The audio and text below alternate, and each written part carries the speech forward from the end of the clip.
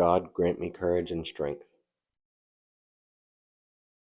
Numbers chapter 5. And the Lord spoke to Moses, saying, Command the children of Israel that they put out of the camp every leper, everyone who has a discharge, and whoever becomes defiled by a corpse. And you shall put out both male and female, and you shall put them outside the camp, that they may not defile their camps in the midst of which I dwell. And the children of Israel did so, and put them outside the camp, as the Lord spoke to Moses, so the children of Israel did. And then the Lord spoke to Moses, saying, Speak to the children of Israel, when a man or woman commits any sin that men commit in unfaithfulness against the Lord, and that person is guilty, then he shall confess the sin which he has committed. He shall make restitution for his trespass in full, plus 1/5 of it, and give it to the one who he has wronged.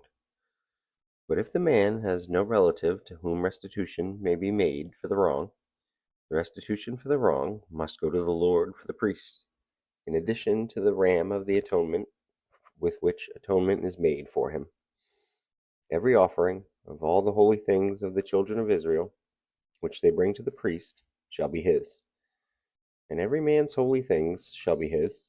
Whatever any man gives, the priest shall be his. And the Lord spoke to Moses, saying, Speak to the children of Israel, say to them, If any man's wife goes astray and behaves unfaithfully toward him, and a man lies with her carnally, and it is hidden from the eyes of her husband, and it is concealed that she has defiled herself, and there was no witness against her, nor was she caught, if the spirit of jealousy comes upon him, and he becomes jealous of his wife, who has defiled herself, or if the spirit of jealousy comes upon him, and he becomes jealous of his wife, although she has not defiled herself, then the man shall bring his wife to the priest.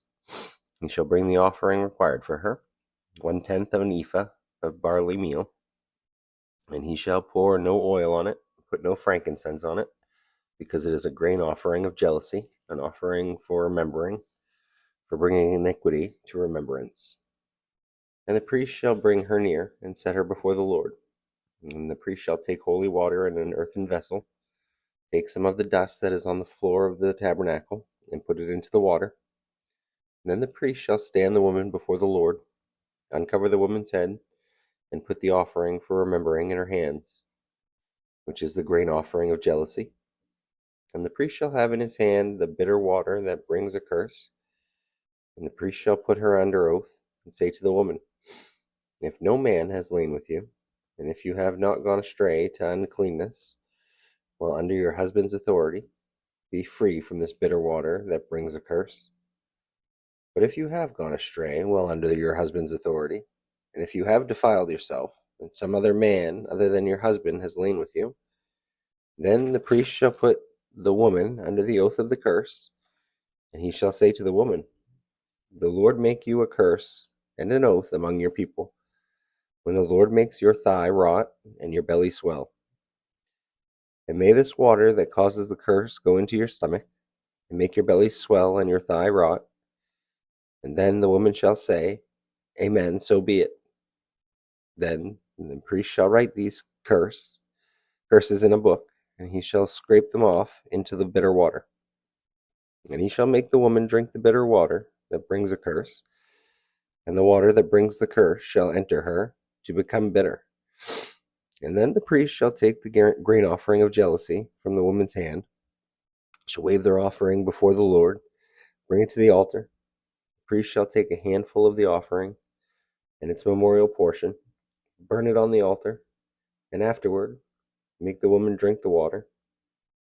And when he has made her drink the water, then it shall be, if she has defiled herself and behaved unfaithfully toward her husband, that the water that brings a curse will enter her and become bitter, and her belly will swell, her thigh will rot, and the woman will become a curse among her people.